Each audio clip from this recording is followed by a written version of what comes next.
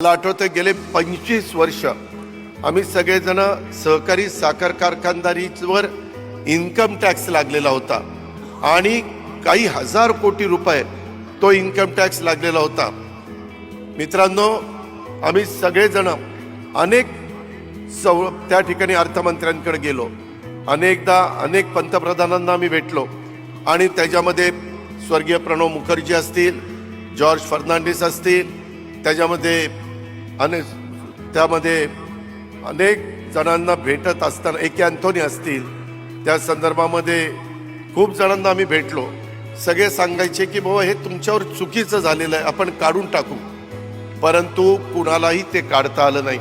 आम्हाला स्टे मिळायचा, पण ते टांगती तलवार आमच्या डोक्यावरची जात नव्हती. मी अतिशयोक्ती करत नाही. नंतरच्या काळामध्ये मोदी साहेबांच्या नेतृत्वाखालचं NDAचं सरकार आलं आणि अमित भाईंना जाऊन सगळेजण भेटले. त्यांना थोडी बहुत माहिती होती, कारण गुजरातमध्ये पण तो प्रश्न होता. अमित भाईंनी लक्ष घातलं आणि कायमचं तुमच्या माझ्या देशातल्या शेतकऱ्यांच्या डोक्यावरचं, साखर कारखान्यांवरचं 10,000 कोटी रुपयाचं इन्कम टॅक्सचं कायमचं दुखणं दूर करण्याचं काम केलं.